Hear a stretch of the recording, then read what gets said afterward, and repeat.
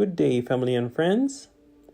Today we continue our plan of reading the Bible in a whole year. Today's portion of Bible reading is Daniel 1. Daniel and his friends obey God. In the 3rd year of the reign of Jehoiakim, king of Judah, Nebuchadnezzar, king of Babylon, came to Jerusalem and besieged it. And the Lord gave Jehoiakim, king of Judah, into his hand, with some of the articles of the house of God, which he carried into the land of Shinar to the house of his God. And he brought the articles into the treasure house of his God. Then the king instructed Ashpenaz, the master of his eunuchs, to bring some of the children of Israel and some of the king's descendants and some of the nobles, young men in whom there was no blemish, but good-looking, gifted in all wisdom, possessing knowledge and quick to understand, who had ability to serve in the king's palace, and whom they might teach the language and literature of the Chaldeans.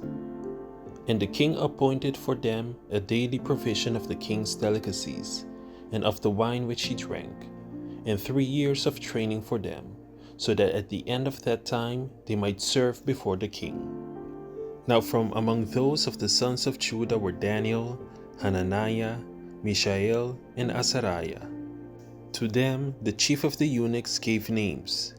He gave Daniel the name Belteshazzar, to Hananiah Shadrach, to Mishael Meshach, and to Azariah Abednego. But Daniel purposed in his heart that he would not defile himself with a portion of the king's delicacies, nor with the wine which he drank. Therefore he requested of the chief of the eunuchs that he might not defile himself. Now God had brought Daniel into the favor and goodwill of the chief of the eunuchs. And the chief of the eunuchs said to Daniel, I fear my lord the king, who has appointed your food and drink. For why should he see your faces looking worse than the young men who are your age? Then you would endanger my head before the king. So Daniel said to the steward whom the chief of the eunuchs had set over Daniel, Hananiah, Mishael, and Azariah, Please test your servants for 10 days, and let them give us vegetables to eat and water to drink. Then let our appearance be examined before you, and the appearance of the young men who eat the portion of the king's delicacies, and as you see fit, so deal with your servants. So he consented with them in this matter, and tested them 10 days. And at the end of 10 days, their features appeared better and fatter in flesh than all the young men who ate the portion of the king's delicacies. Thus the steward took away their portion of delicacies, and the wine that they were to drink, and gave them vegetables. As for these 4 young men, God gave them knowledge and skill in all literature and wisdom, and Daniel had understanding in all visions and dreams. Now at the end of the days, when the king had said that they should be brought in, the chief of the eunuchs brought them in before Nebuchadnezzar. Then the king interviewed them, and among them all, none was found like Daniel, Hananiah, Mishael, and Azariah. Therefore they served before the king. And in all matters of wisdom and understanding, about which the king examined them, he found them 10 times better than all the magicians and astrologers who were in all his realm. Thus Daniel continued until the 1st year of King Cyrus. Daniel 2. Nebuchadnezzar's dream. Now in the 2nd year of Nebuchadnezzar's reign, Nebuchadnezzar had dreams, and his spirit was so troubled that his sleep left him. Then the king gave the command to all the magicians, the astrologers, the sorcerers, and the Chaldeans to tell the king his dreams. So they came and stood before the king. And the king said to them, I have had a dream, and my spirit is anxious to know the dream. Then the Chaldeans spoke to the king in Aramaic, O king, live forever. Tell your servants the dream, and we will give the interpretation. The king answered and said to the Chaldeans, My decision is firm. If you do not make known the dream to me and its interpretation, you shall be cut in pieces, and your houses shall be made an ash heap.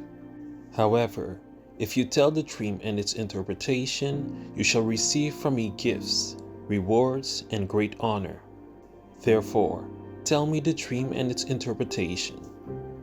They answered again and said, Let the king tell his servants the dream, and we will give its interpretation. The king answered and said, I know for certain that you would gain time, because you see that my decision is firm. If you do not make known the dream to me, there is only one decree for you. For you have agreed to speak lying and corrupt words before me till the time has changed. Therefore, tell me the dream, and I shall know that you can give me its interpretation. The Chaldeans answered the king and said, There is not a man on earth who can tell the king's matter. Therefore, no king, lord, or ruler has ever asked such things of any magician, astrologer, or Chaldean. It is a difficult thing that the king requests, and there is no other who can tell it to the king except the gods, whose dwelling is not with flesh. For this reason, the king was angry and very furious, and gave the command to destroy all the wise men of Babylon. So the decree went out, and they began killing the wise men, and they sought Daniel and his companions to kill them. God reveals Nebuchadnezzar's dream. Then with counsel and wisdom Daniel answered Arioch, the captain of the king's guard, who had gone out to kill the wise men of Babylon. He answered and said to Arioch the king's captain, Why is the decree from the king so urgent? Then Arioch made the decision known to Daniel. So Daniel went in and asked the king to give him time, that he might tell the king the interpretation. Then Daniel went to his house and made the decision known to Hananiah, Mishael, and Azariah, his companions, that they might seek mercies from the God of heaven concerning this secret, so that Daniel and his companions might not perish with the rest of the wise men of Babylon. Then the secret was revealed to Daniel in a night vision. So Daniel blessed the God of heaven. Daniel answered and said, Blessed be the name of God forever and ever, for wisdom and might are his. And he changes the times and the seasons. He removes kings and raises up kings. He gives wisdom to the wise and knowledge to those who have understanding. He reveals deep and secret things. He knows what is in the darkness, and light dwells with him. I thank you and praise you, O God of my fathers. You have given me wisdom and might, and have now made known to me what we asked of you, for you have made known to us the king's demand. Daniel explains the dream. Therefore, Daniel went to Arioch, whom the king had appointed to destroy the wise men of Babylon. He went and said thus to him, Do not destroy the wise men of Babylon. Take me before the king, and I will tell the king the interpretation. Then Arioch quickly brought Daniel before the king, and said thus to him, I have found a man of the captives of Judah, who will make known to the king the interpretation.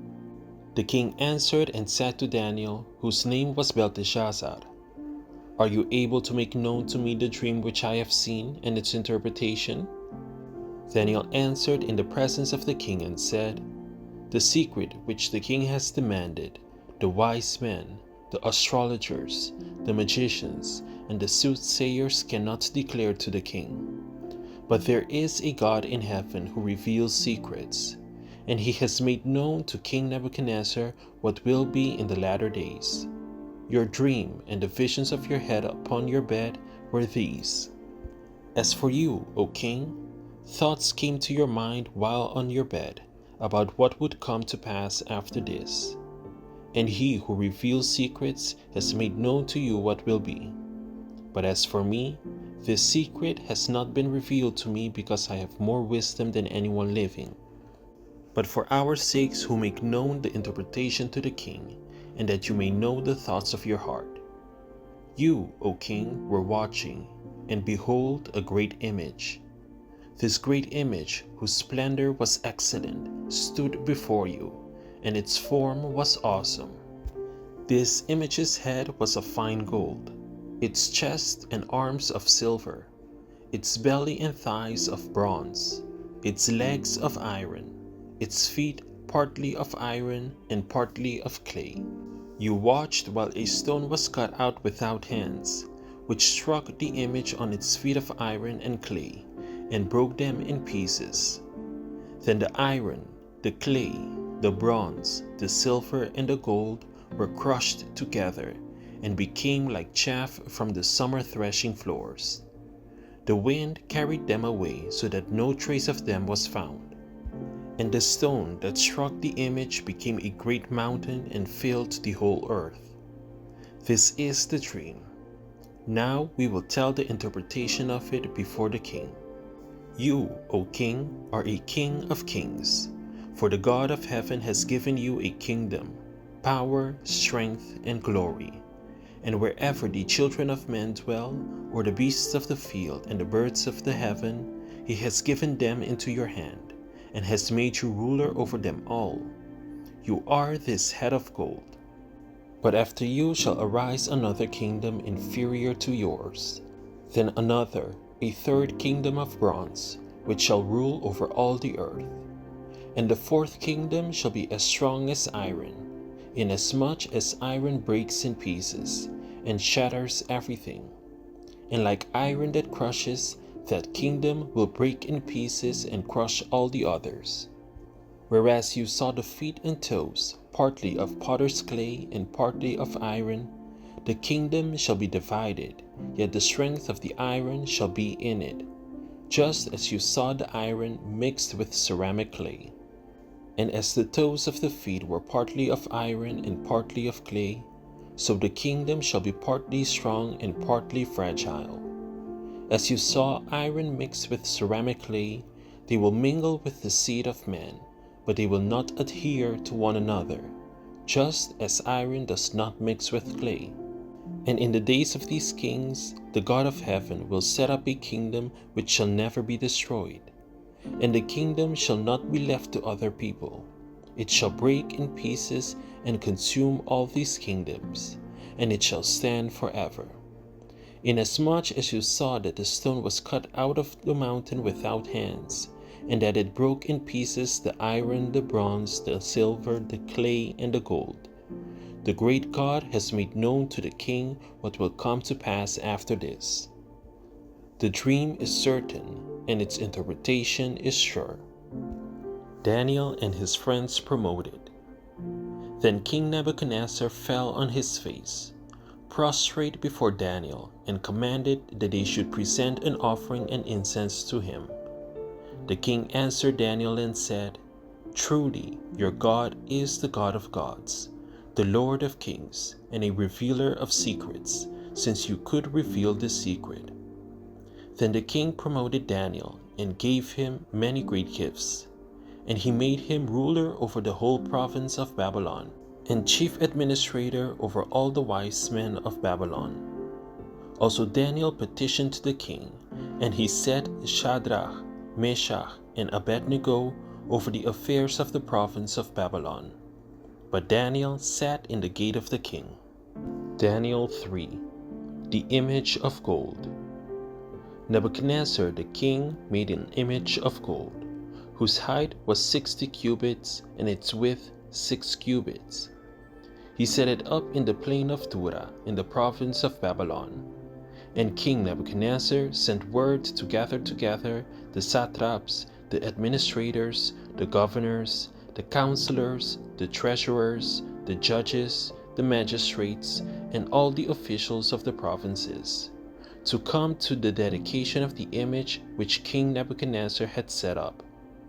So the satraps, the administrators, the governors, the counselors, the treasurers, the judges, the magistrates, and all the officials of the provinces gathered together for the dedication of the image that King Nebuchadnezzar had set up. And they stood before the image that Nebuchadnezzar had set up. Then a herald cried aloud, "To you it is commanded, O peoples, nations, and languages, that at the time you hear the sound of the horn, flute, harp, lyre, and psaltery in symphony with all kinds of music, you shall fall down and worship the gold image that King Nebuchadnezzar has set up. And whomever does not fall down and worship shall be cast immediately into the midst of a burning fiery furnace." So at that time, when all the people heard the sound of the horn, flute, harp, and lyre in symphony with all kinds of music, all the people, nations, and languages fell down and worshipped the gold image which King Nebuchadnezzar had set up. Daniel's friends disobeyed the king. Therefore at that time, certain Chaldeans came forward and accused the Jews. They spoke and said to King Nebuchadnezzar, "O king, live forever. You, O king, have made a decree that everyone who hears the sound of the horn, flute, harp, lyre, and psaltery, in symphony with all kinds of music, shall fall down and worship the gold image. And whomever does not fall down and worship shall be cast into the midst of a burning fiery furnace.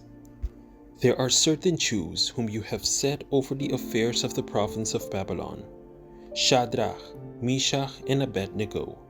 These men, O king, have not paid due regard to you. They do not serve your gods or worship the gold image which you have set up." Then Nebuchadnezzar, in rage and fury, gave the command to bring Shadrach, Meshach, and Abednego. So they brought these men before the king.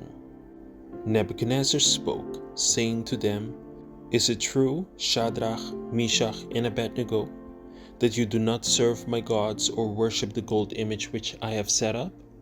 Now if you are ready at the time you hear the sound of the horn, flute, harp, lyre, and psaltery, in symphony with all kinds of music, and you fall down and worship the image which I have made, good. But if you do not worship, you shall be cast immediately into the midst of a burning fiery furnace. And who is the God who will deliver you from my hands?" Shadrach, Meshach, and Abednego answered and said to the king, "O Nebuchadnezzar, we have no need to answer you in this matter. If that is the case, our God, whom we serve, is able to deliver us from the burning fiery furnace, and he will deliver us from your hand, O king. But if not, let it be known to you, O king, that we do not serve your gods, nor will we worship the gold image which you have set up." Saved in fiery trial. Then Nebuchadnezzar was full of fury, and the expression on his face changed toward Shadrach, Meshach, and Abednego. He spoke and commanded that they heat the furnace 7 times more than it was usually heated. And he commanded certain mighty men of valor who were in his army to bind Shadrach, Meshach, and Abednego, and cast them into the burning fiery furnace. Then these men were bound in their coats, their trousers, their turbans, and their other garments, and were cast into the midst of the burning fiery furnace. Therefore, because the king's command was urgent, and the furnace exceedingly hot, the flame of the fire killed those men who took up Shadrach, Meshach, and Abednego. And these 3 men, Shadrach, Meshach, and Abednego, fell down bound into the midst of the burning fiery furnace. Then King Nebuchadnezzar was astonished, and he rose in haste and spoke, saying to his counselors, "Did we not cast 3 men bound into the midst of the fire?" They answered and said to the king, "True, O king." "Look," he answered, "I see 4 men loose, walking in the midst of the fire, and they are not hurt, and the form of the 4th is like the Son of God." Nebuchadnezzar praises God. Then Nebuchadnezzar went near the mouth of the burning fiery furnace and spoke, saying, "Shadrach, Meshach, and Abednego, servants of the Most High God, come out and come here." Then Shadrach, Meshach, and Abednego came from the midst of the fire. And the satraps, administrators, governors, and the king's counselors gathered together, and they saw these men, on whose bodies the fire had no power. The hair of their head was not singed, nor were their garments affected, and the smell of fire was not on them. Nebuchadnezzar spoke, saying, Blessed be the God of Shadrach, Meshach, and Abednego, who sent his angel and delivered his servants who trusted in him. And they have frustrated the king's word and yielded their bodies, that they should not serve nor worship any god except their own God. Therefore, I make a decree that any people, nation, or language which speaks anything amiss against the God of Shadrach, Meshach, and Abednego shall be cut in pieces, and their houses shall be made an ash heap, because there is no other God who can deliver like this. Then the king promoted Shadrach, Meshach, and Abednego in the province of Babylon. Thank you for tuning in to another daily Bible reading video. Be sure to come back tomorrow when we dive deeper into the next chapters of God's Word.